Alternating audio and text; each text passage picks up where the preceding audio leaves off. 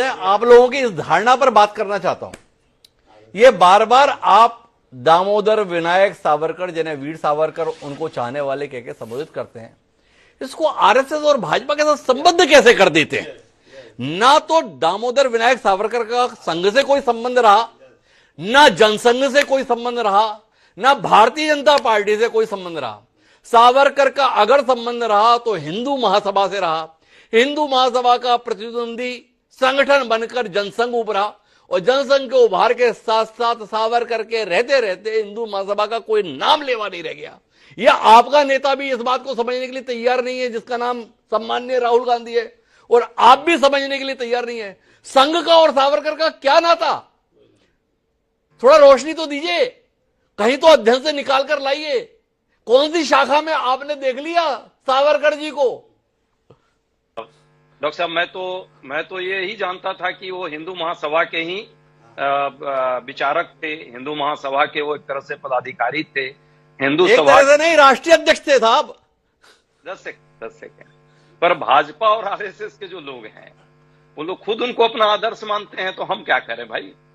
जब आप खुद आदर्श अपना उनको मानते हैं और उनको बातों को कोट करते हैं। जो उपाध्याय, फिर तो सरदार वल्लभ भाई पटेल को भी ये लोग जनसंघी करार देंगे।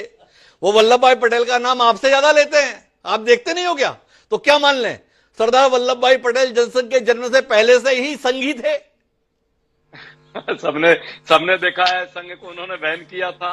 संघ पर उनके क्या कमेंट थे जी। और अच्छी बात है कि पटेल साहब को सबको मानना चाहिए। वो देश के एक तरह से निर्माताओं में एक है। यदि आज का भाजपा, आज के आरएसएस के लोग या हिंदू महासभा या मुस्लिम विचारकों को लोग मानते हैं पटेल साहब को, तो मैं उनको धन्यवाद देता हूं, मानना ही चाहिए। लेकिन 1949 में आरएसएस के नेताओं ने भारत के संविधान का विरोध किया। और क्यों किया? क्योंकि उन्होंने कहा कि इसमें मनुस्मृति के आधार पर यह संविधान नहीं है। ये ऑन रिकॉर्ड में। तो ये तो मैं नहीं कह रहा हूं, ये आरएसएस के लोगों ने कहा है कि मनुस्मृति, और कुछ लोगों ने उस संविधान की प्रतियां भी जलाई। ये भी सबको पता है कि कोर्ट के आदेश पर 2002 में भारत के तिरंगों को लहराने के लिए लोग तैयार हुए। ये मैं नहीं कह रहा हूं, ये तो साक्ष्य है देश के सामने। तो मेरा मानना है कि अच्छा, अभी भी भारत के संविधान को पलटने की बात कहने वाले भाजपा के नेता ही कहते हैं, आरएसएस के लोग कहते हैं। अब दिया कुमारी हो, लल्लू सिंह हो, अनंत हेगड़े हो, वो कांग्रेस पार्टी का कोई व्यक्ति नहीं है ऐसा। तो इसलिए ये धारणा भी बनती है। और 400 पार के बाद के नारे भी बहुत सारे इसमें इंगित कर रहे थे।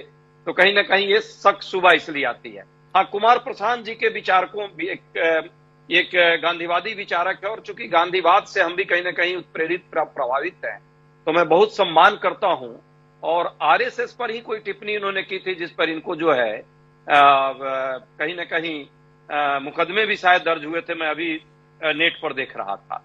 तो वैचारिक जो स्वतंत्रता है, अभिव्यक्ति की स्वतंत्रता, यदि वो दायरे में रहकर है जो हमारा संविधान हमको देता है, और उस पर कोई प्रश्न लगाया जा रहा है, तो मुझे लगता है संविधान का कहीं ना कहीं भावना का जो है आदर नहीं।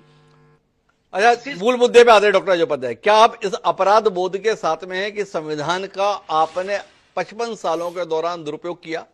आपकी पार्टी के ऊपर इस बात के लिए दोषारोपण प्रखर तरीके से किया गया है कि कुल मिलाकर संविधान के माध्यम से जो शुचिता, जो बंधुत्व के लिए और समानता स्थापित करने के लिए शक्तियां आपको प्राप्त थी, उसका उपयोग आपने अपने आप को सत्ता में बनाए रखने के लिए किया।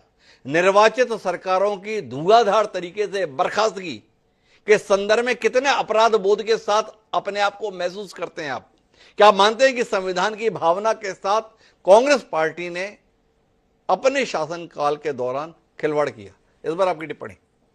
देखिए, दो बातें हैं। एक बात है कि संविधान की भावना के अनुरूप सत्ता में खुद को बनाए रखने के लिए कोई गलती होती तो इस देश की जनता इतने वर्षों तक चुनाव के माध्यम से कांग्रेस पार्टी को सत्ता में रहने का आशीर्वाद नहीं देती। इसका मतलब ये मूलतः गलत विचार है जो लोग इस बात को रखते हैं। जनता की चुनी हुई डेमोक्रेटिक सिस्टम से, उसी संविधान के माध्यम से हम जीत कर आए। संविधान